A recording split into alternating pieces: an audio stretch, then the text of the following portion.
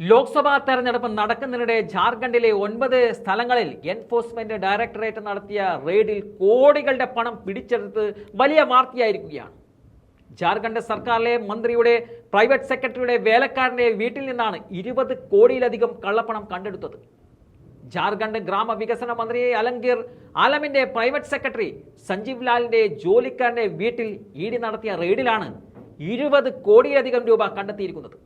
മന്ത്രി അലംഗീർ കോൺഗ്രസ് പാർട്ടിയുടെ നേതാവാണ്. എന്നാൽ ഈ വിഷയത്തിൽ പ്രതികരണവുമായി രംഗത്തെത്തിയിരിക്കുകയാണ് കോൺഗ്രസ്.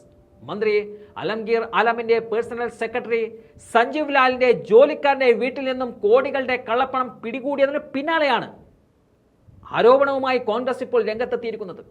മുമ്പ് BJP മന്ത്രിമാരുടെ പേഴ്സണൽ സെക്രട്ടറിയായി പ്രവർത്തിച്ചിട്ടുള്ള ആളാണ് സഞ്ജീവ് ലാൽ എന്നതാണ് കോൺഗ്രസിന്റെ ആരോപണം.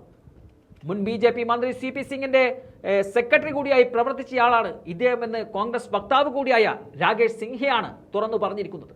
അതോടെയാണ് ഈ കേസിൽ വലിയ ട്വിസ്റ്റ് ഉണ്ടായിരിക്കുന്നത്. തന്റെ സെക്രട്ടറിയായി സഞ്ജീവ് ലാൽ പ്രവർത്തിച്ചിരുന്നുവെന്നത് BJP നേതാവായ CP സിംഗും സാക്ഷ്യപ്പെടുത്തുന്നുമുണ്ട്. അതോടെയാണ് ഇപ്പോൾ കോൺഗ്രസ് മന്ത്രിക്കെതിരായ കേസിൽ ഇതൊരു മറ്റൊരു വഴിത്തിരിവിലേക്ക് പോകുന്നത്. BJP ആണോ ഇതിന് പിന്നിൽ എന്നുള്ള കാര്യത്തിലും കോൺഗ്രസ് സംശയം പ്രകടിപ്പിക്കുന്നുണ്ട്. എന്തായാലും കോടികളാണ് ഇപ്പോൾ ഈ തെരഞ്ഞെടുപ്പ് കാലയളവിൽ പിടിച്ചെടുത്തിരിക്കുന്നത്. ആ വീഡിയോ ദൃശ്യത്തിലേക്ക്.